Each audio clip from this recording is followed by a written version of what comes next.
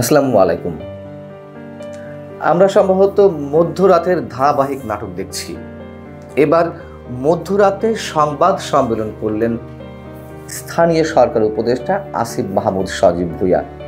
তিনি মঙ্গলবার গভীর রাত 1টার দিকে রাজধানীর বিজয় সরণিতে তিনি সাংবাদিকদের ডেকে রীতিমতো সংবাদ সম্মেলন করেছেন এবং সেখানে তিনি কি জানিয়েছেন? কিছুই না, নতুন কিছুই না। এর আগে স্বরাষ্ট্র উপদেষ্টা লেফটেন্যান্ট জেনারেল জাহাঙ্গীর সাহেব তিনি রাত 3টার সময় তার বাড়িতে সাংবাদিকদের ডেকে নিয়ে গেলেন।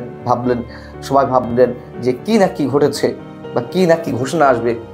কিছুই না। উদুর পিন্ডি বুদুর ঘাড়ে চাপানো, আওয়ামী লীগের ঘাড়ে চাপিয়ে দেওয়া হলো। যা কিছু করছে সব আওয়ামী লীগ নেতাকর্মীরা করছে। আসিফ মাহমুদ সজীব ভুঁইয়াও ঠিক একইভাবে। এই যে লেফটেন্যান্ট জেনারেল জাহাঙ্গীর সাহেবের এই সংবাদ সম্মেলনটি নিয়ে মানুষ যে এত ট্রল করলো, মানুষ যে এত সমালোচনা করছে, সারা দেশে তুলকালাম কাণ্ড ঘটে গেল, হাসাহাসির রোল পড়লো এত দুর্ঘটনার মধ্যেও। আবার স্থানীয় সরকার উপদেষ্টা ওই একই কাজ করলেন। লাভটা কি হচ্ছে এতে? মানে তার কি মানুষকে বোঝাতে চান যে তারা খুব অ্যাক্টিভ, তারা রাতে ঘুমান না? যেমন লেফটেন্যান্ট জেনারেল জাহাঙ্গীর সাহেব তিনি প্রমাণ করার চেষ্টা করেছেন তিনি সারা রাত ঘুমান না। আসিফ মাহমুদ সজীব ভুঁইয়াও প্রমাণ করার চেষ্টা করলেন তিনি সারা রাত ঘুরে বেড়ান। এবং আসিফ মাহমুদ সজীব ভুঁইয়াকে কেন এটি করতে হলো, এই ব্রিফিংটা? এর আগে আমি শুধুমাত্র বোধহয় কথা বলেছি আপনাদের সামনে যে আইন শৃঙ্খলা রক্ষা সংক্রান্ত যে কমিটি হয়েছে, জাতীয় কমিটি, সেটা সদস্য সচিব আসিফ মাহমুদ সজীব ভুঁইয়া। তার কি এমন জ্ঞান রয়েছে, কি এমন অভিজ্ঞতা রয়েছে যে এরকম একটি কমিটিতে সদস্য সচিব হিসেবে আসতে হবে? আর কোনো ব্যক্তি নেই সরকারের, ব্রিগেডিয়ার জেনারেল সাখাওয়াতের মতন মানুষজনেরা নেই যে তাদেরকে এই ধরনের একটি স্পর্শকাতর এবং খুবই গুরুত্বপূর্ণ কমিটিতে রাখা যেত? তো আসিফ মাহমুদ সজীব ভুঁইয়া তিনি কি বললেন সাংবাদিকদের ডেকে? কিচ্ছু নতুন নেই। যা স্বরাষ্ট্র উপদেষ্টা বলেছিলেন তার পুনরুল্লেখ। তিনি বলছেন যে গত 6 মাসে বড় ধরনের অপরাধ কমেছে।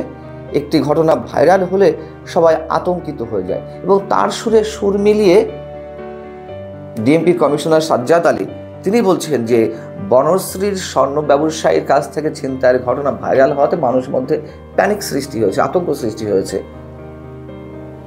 এই একটি ঘটনা ঘটেছে গত কয়েকদিনে। আর যদি ধরেও নিয়ে একটি ঘটনা ঘটেছে, এটি ভাইরাল হবে না? মানুষ জানতে চাইবে না? মানুষ জানাতে চাইবে না? সংবাদ মাধ্যমে আসবে না? নাকি জেনে শুনে চুপ করে থাকবে? আসিফ মাহমুদ বলছেন যে ছিনতাইয়ের মতো কিছু ঘটনা ঘটেছে, গত 6 মাসে বড় ধরনের কোনো ঘটনা ঘটেনি। এবং দেশে যে চাঁদাবাজির ঘটনা ঘটছে, এখানে রাজনৈতিক ইন্ধন রয়েছে এবং আওয়ামী লীগের ইন্ধন রয়েছে। বিশেষ করে দেশে যে আইন শৃঙ্খলা পরিস্থিতি খারাপ অবস্থায় পৌঁছাতে যাচ্ছে বা পৌঁছেছে, সেটি আওয়ামী লীগের নেতাকর্মীরা করছে। এই একই কথা ঠিক স্বরাষ্ট্র উপদেষ্টা বলেছিলেন। অনেকে মন্তব্য করছেন যে নিউজগুলো এসেছে তাতে মধ্যে একটি মন্তব্য আমার খুব ভালো লেগেছে এক ভদ্রলোকের। তিনি বলছেন যে সরকারি প্রোটোকল নিয়ে ঘোরে, তো এই জন্য জনগণের কথা চিন্তা করতে পারে না। সরকারি প্রোটোকল বাদ দিয়ে, পুলিশের স্কর্ট বাদ দিয়ে তিনি এরকম গভীর রাতে নামতেন, বুঝতেন আতঙ্ক কাকে বলে। সত্যি কথা তো, এখন তো মানুষ দিনের বেলাও রাজপথে মোবাইলটা বের করে কথা বলতে ভয় পান, কখন না কি হয়ে যায়। মোবাইল ছিনতাই হয় তাও ভালো, এই ছিনতাইয়ের ঘটনায় যেভাবে একের পর এক মানুষ গত কয়েকদিনে মারা গেল, এগুলোর কি বর্ণনা দেবে, কি ব্যাখ্যা দেবে? সব তো অ্যাভয়েড করে যাচ্ছেন। আর অ্যাভয়েড করে যাওয়ার কি দরকার? এসব কথাবার্তা না বললেই তো ভালো হয়। যেমন আমি যদি কয়েকটি উদাহরণ দিই মাত্র, এই যে গত রোববার গভীর রাতে যে কাহিনীটি স্বরাষ্ট্র উপদেষ্টা ঘটালেন, তাহাজ্জুদের সময়, অনেকে তো বলে যে তাহাজ্জুদের সংবাদ সম্মেলন, তাহাজ্জুদের সময় তিনি সবাইকে ডেকে যে কথাগুলো বললেন এবং শেষের যে কথাগুলো, যে এখন থেকে টের পাবে কি হতে যাচ্ছে, দেশের সব মানুষ বুঝতে পারবে কি হয়েছে, যাদেরকে আটক করা হয়েছে, কয়জন চিহ্নিত সন্ত্রাসীকে আটক করা হয়েছে। এবং তারপরেও যা কিছু ঘটলো, আমরা তো ভেবেছিলাম আরে মানে কিছুই ঘটবে না দেশে।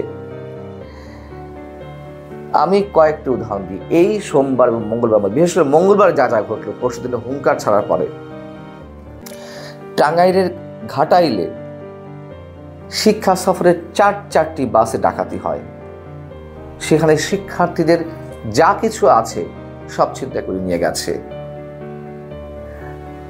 এটা সোমবারের ঘটনা।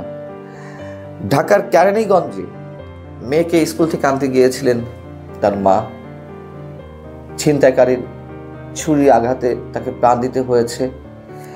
গাজীপুরের টঙ্গীতে ছিনতাইকারীর সন্দেহে গণপিটুনিতে একজনের মৃত্যু হয়েছে, সেই মবের সংস্কৃতি।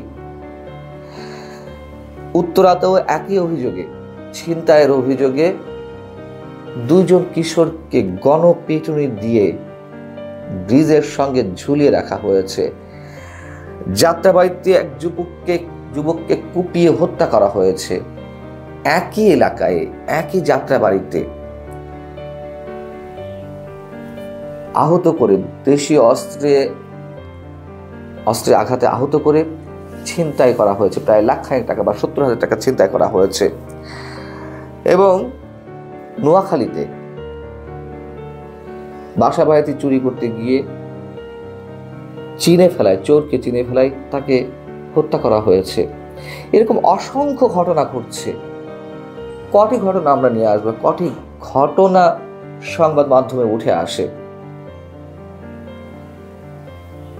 এই যে আসিফ মাহমুদ সজীব ভুঁইয়া যে নাটকটি করলেন, আমরা মনে করি এই নাটক অব্যাহত থাকবে। তার কারণ যে সংস্কৃতি বা অপসংস্কৃতি আমরা দেখছি তা তো আমাদের অভিজ্ঞতা হয়ে গেছে।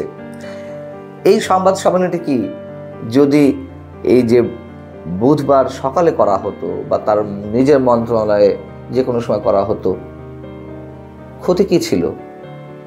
এই যে ঢাকঢোল পিটিয়ে জানান দেওয়া, সামান্য কিছু জিনিস, মানে কিছুই তো করেনি। এবং পুলিশ কমিশনার যে ভাষাতে কথা বললেন যে চুরি অপরাধ এগুলো আগেও ছিল আমরা জানি। কখন এগুলো মানুষকে স্ট্রাইক করে মানসিকভাবে? তিনি বলতে চাইছেন সবসময় যা ঘটেছে এখনো তাই ঘটছে, এতে আতঙ্কিত হওয়ার কিছু নেই। সমাজে অপরাধ সবসময় থাকে, আমরা তো জানি সমাজে সবসময় অপরাধ থাকে। আসিফ মাহমুদ একই কথা বলেছেন, স্বরাষ্ট্র উপদেষ্টা একই কথা বলেছেন। মানুষকে আসলে তারা বোকা পেয়েছে, আর মানুষ আসলেই বোকা। মানুষ বারবার প্রতারিত হয়, মানুষ নিরুপায়, অসহায়, এবং মানুষ সত্যিই এখনো মানুষ হয়ে উঠতে পারেনি।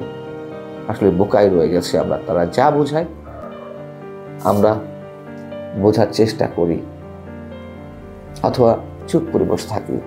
কি আর করার। আল্লাহ হাফেজ।